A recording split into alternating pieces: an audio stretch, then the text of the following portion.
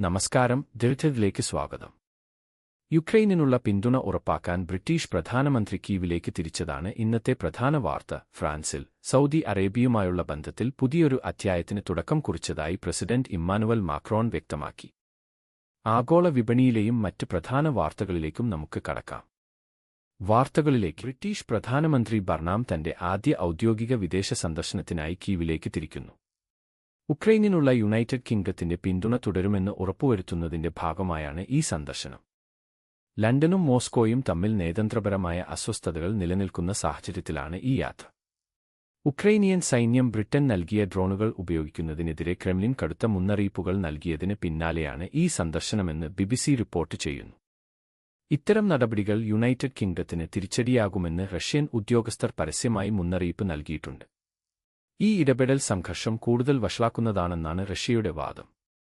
British സർക്കാർ സൈനിക സഹായം തുടരുമെന്ന് വ്യക്തമാക്കുമ്പോഴും റഷ്യയുടെ ഭീഷണികൾക്കിടയിലും തങ്ങളുടെ നിലപാടിൽ മാറ്റമില്ലെന്ന് വ്യക്തമാക്കാനുള്ള തന്ത്രപരമായ നീക്കമായാണ് രാഷ്ട്രീയ നിരീക്ഷകർ ഈ സന്ദർശനത്തെ കാണുന്നത്.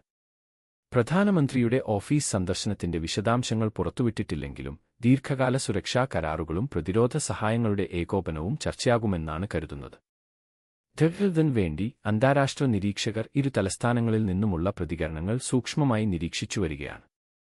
ഈ ആഴ്ച അവസാനം നടക്കുന്ന സന്ദർശനം പുതിയ ഭരണകൂടത്തിന്റെ വിദേശനയത്തിലെ സുപ്രധാന നാഴികക്കല്ലായിരിക്കും. സൗദി കിരീടാവകാശിയും പ്രധാനമന്ത്രിയുമായ മുഹമ്മദ് ബിൻ സൽമാന്റെ ഫ്രാൻസ് സന്ദർശനം ഉഭയകക്ഷി ബന്ധം ശക്തിപ്പെടുത്തുന്നതിൽ നിർണായകമാണെന്ന് ഫ്രഞ്ച് പ്രസിഡന്റ് ഇമ്മാനുവൽ മാക്രോൺ. സങ്കീർണമായ പ്രാദേശിക വെല്ലുവിളികൾക്കിടയിലും സമാധാനവും സ്ഥിരതയും നിലനിർത്താൻ ഇരുരാജ്യങ്ങളും പ്രതിജ്ഞാബദ്ധമാണെന്ന് സൗദി ഗസറ്റിനെ ഉദ്ധരിച്ച് മാക്രോൺ വ്യക്തമാക്കി.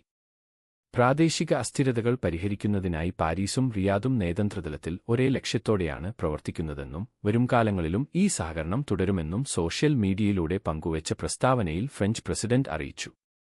ഭൗമരാഷ്ട്രീയ സഹകരണത്തിനു പുറമെ സാമ്പത്തിക സാംസ്കാരിക മേഖലകളിലും ഇരുരാജ്യങ്ങളും തമ്മിലുള്ള ബന്ധം കൂടുതൽ ദൃഢമാവുകയാണ്.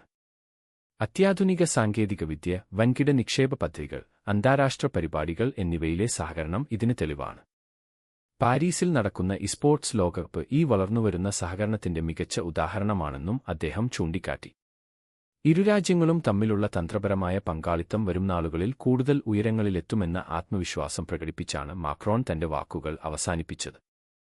പ്രാദേശികവും ആഗോളവുമായ തലങ്ങളിൽ തങ്ങളുടെ താൽപര്യങ്ങൾ ഏകോപിപ്പിക്കാൻ ശ്രമിക്കുന്ന ഇരുരാജ്യങ്ങളും തമ്മിലുള്ള ബന്ധം കൂടുതൽ ശക്തമാകുന്നതിലേക്കാണ് ഈ സന്ദർശനം വിരൽ ചൂണ്ടുന്നത്.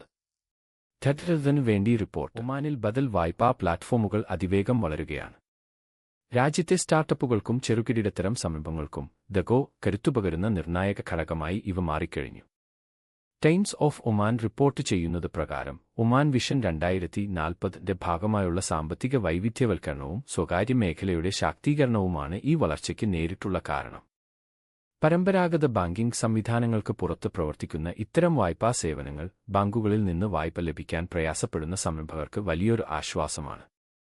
ഡിജിറ്റൽ സാങ്കേതികവിദ്യയിൽ അധിഷ്ഠിതമായ ഈ പ്ലാറ്റ്ഫോമുകൾ സംരംഭങ്ങൾക്ക് ആവശ്യമായ മൂലധനം ലഭ്യമാക്കുന്നതിലൂടെ ബിസിനസ് വിപുലീകരിക്കാനും നൂതന ആശയങ്ങൾ നടപ്പിലാക്കാനും സഹായിക്കുന്നു. നിയന്ത്രണങ്ങൾ കൂടുതൽ കാര്യക്ഷമമാകുന്നതോടെ ഒമാന്റെ സാമ്പത്തിക മേഖലയിൽ ഇവ കൂടുതൽ സജീവമാവുകയാണ്. പരമ്പരാഗത ബാങ്ക് വായ്പകളെ മാത്രം ആശ്രയിക്കാതെ കൂടുതൽ വഴക്കമുള്ള രീതിയിൽ മൂലധനം കണ്ടെത്താൻ കഴിയുന്നത് ബിസിനസ് മേഖലയ്ക്ക് വലിയ കരുത്താണ്. സർക്കാർ ലക്ഷ്യമിടുന്ന സുസ്ഥിരവും അറിവ് അധിഷ്ഠിതവുമായ സാമ്പത്തിക ഭാവിയിലേക്ക് ഒമാൻ കുതിക്കുമ്പോൾ ചെറുകിട സംരംഭങ്ങളെ മുൻനിരയിൽ നിർത്താൻ ഈ ബദൽ വായ്പാ സംവിധാനങ്ങൾ നിർണായക പങ്കുവഹിക്കുന്നു. ദൃഢതന് വേണ്ടി. വാഷിംഗ്ടണും ഒട്ടാവയും തമ്മിലുള്ള വ്യാപാര ചർച്ചകൾ പരാജയപ്പെട്ടതിനെ തുടർന്ന് ഇരുരാജ്യങ്ങളും തമ്മിലുള്ള ബന്ധത്തിൽ കടുത്ത അസ്വാരസ്യം. അമേരിക്കൻ സംസ്ഥാന പദവിയുടെ ആനുകൂല്യങ്ങൾ മാത്രം കാനഡ ആഗ്രഹിക്കുന്നുവെന്നും എന്നാൽ അതിനൊത്ത ഉത്തരവാദിത്തങ്ങൾ ഏറ്റെടുക്കാൻ തയ്യാറല്ലെന്നും മുൻ പ്രസിഡന്റ് ഡൊണാൾഡ് ട്രംപ് വിമർശിച്ചു. BBC റിപ്പോർട്ട് പ്രകാരം അതിർത്തി കടന്നുള്ള വ്യാപാരത്തെയും തീരുവ ഘടനയും കുറിച്ചുള്ള ചർച്ചകൾ വഴിമുട്ടിയതാണ് ഈ പ്രതിസന്ധിക്ക് കാരണം.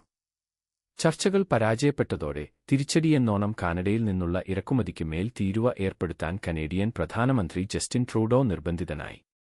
അമേരിക്ക വ്യാപാരയുദ്ധത്തിന് തുടക്കമിട്ടെന്ന് വാർത്താസമ്മേളനത്തിൽ കുറ്റപ്പെടുത്തിയ ട്രൂഡോ ഇരുരാജ്യങ്ങളും തമ്മിലുള്ള ദീർഘകാല സാമ്പത്തിക സഹകരണത്തിന് ഇത് വിഘാതമാണെന്നും വ്യക്തമാക്കി. വടക്കേ അമേരിക്കൻ വ്യാപാര ബന്ധത്തിൽ വലിയ മാറ്റങ്ങൾക്കാണ് ഈ തകർച്ച വഴിയൊരുക്കുന്നത്.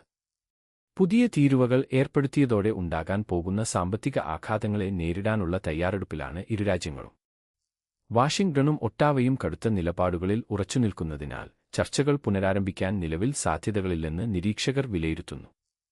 തങ്ങളുടെ ആഭ്യന്തര വ്യവസായങ്ങളെ സംരക്ഷിക്കാനാണ് തിരിച്ചടി നൽകുന്നതെന്ന് കാനഡ വ്യക്തമാക്കുമ്പോൾ വ്യാപാര അസന്തുലിതാവസ്ഥ പരിഹരിക്കാനാണ് ഇത്തരം നടപടികളെന്ന് അമേരിക്കൻ ഭരണകൂടം വാദിക്കുന്നു. ഈ സാഹചര്യം പ്രാദേശിക വിതരണ ശൃംഖലകളെ ദോഷകരമായി ബാധിക്കുമോ എന്ന ആശങ്കയിലാണ് അന്താരാഷ്ട്ര നിരീക്ഷകർ.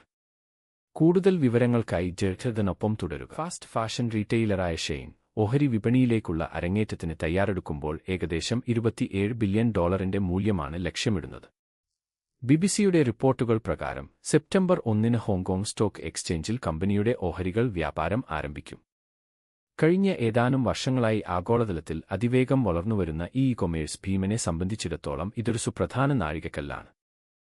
തങ്ങളുടെ വിതരണ ശൃംഖലയിലെ രീതികളെക്കുറിച്ചും പാരിസ്ഥിതിക ആഘാതത്തെക്കുറിച്ചും വിമർശനങ്ങൾ നേരിടുന്നുണ്ടെങ്കിലും ഈ ഓഹരി വിപണി പ്രവേശനം കൂടുതൽ സുതാര്യതയിലേക്കും മൂലധന വളർച്ചയിലേക്കുമുള്ള കമ്പനിയുടെ ചുവടുവയ്പായാണ് വിലയിരുത്തപ്പെടുന്നത്.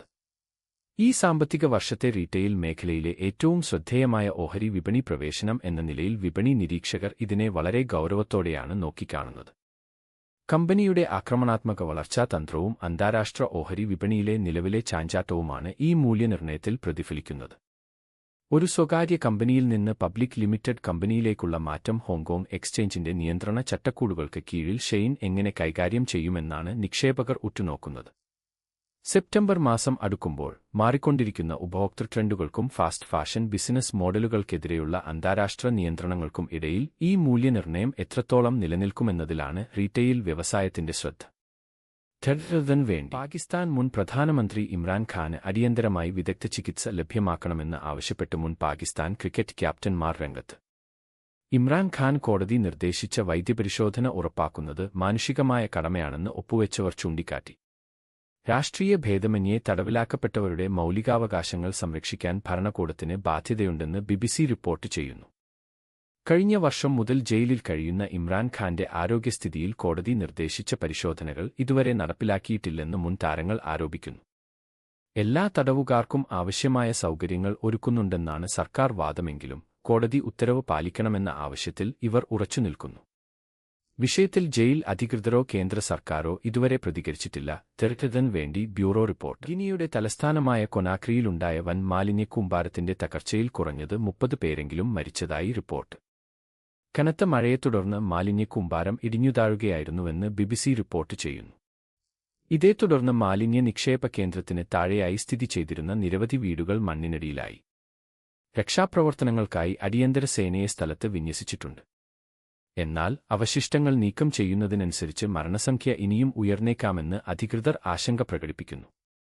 നഗരത്തിലെ പ്രധാന മാലിന്യ സംസ്കരണ കേന്ദ്രമായ ഇവിടെ നഗരാസൂത്രണത്തെയും സുരക്ഷാ മാനദണ്ഡങ്ങളെയും ചൊല്ലി നേരത്തെ തന്നെ തർക്കങ്ങൾ നിലനിന്നിരുന്നു. തകർച്ചയെ തുടർന്ന് സമീപത്തെ താമസസ്ഥലങ്ങൾക്ക് വലിയ നാശനഷ്ടങ്ങൾ സംഭവിച്ചതായും നിരവധി കുടുംബങ്ങൾ ഭവനരഹിതരായതായും പ്രാദേശിക ഭരണകൂടം അറിയിച്ചു. രക്ഷാപ്രവർത്തനങ്ങൾ തുടരുന്നതിനിടെ മാലിന്യ നിക്ഷേപ കേന്ദ്രത്തിന്റെ ബലക്ഷയത്തെക്കുറിച്ചും ഇത്രയും അപകടകരമായ സ്ഥലത്തിന് സമീപം ജനവാസ കേന്ദ്രങ്ങൾ അനുവദിച്ചതിനെക്കുറിച്ചും സർക്കാർ അന്വേഷണം പ്രഖ്യാപിച്ചിട്ടുണ്ട്. ഈ പാരിസ്ഥിതികവും മാനുഷികവുമായ ദുരന്തത്തിന്റെ ആഘാതത്തിൽ നിന്ന് കരകയറാൻ ശ്രമിക്കുന്ന പ്രാദേശിക ജനതയെ സഹായിക്കുന്നതിനായി അന്താരാഷ്ട്ര സഹായ സംഘടനകളും സ്ഥിതിഗതികൾ നിരീക്ഷിച്ചുവരികയാണ്. വേണ്ടി ബ്യൂറോ റിപ്പോർട്ട്. ഇന്നത്തെ പ്രധാന വാർത്തകളുമായി ഞങ്ങൾക്കൊപ്പം ചേർന്നതിന് നന്ദി. ലോകമെമ്പാടുമുള്ള ഏറ്റവും പ്രധാനപ്പെട്ട വാർത്തകളാണ് ഇന്ന് നമ്മൾ പരിശോധിച്ചത്. അടുത്ത ബുള്ളറ്റിനിൽ വീണ്ടും കാണാം. സത്യം ആദ്യം, വാർത്ത പിന്നീട്.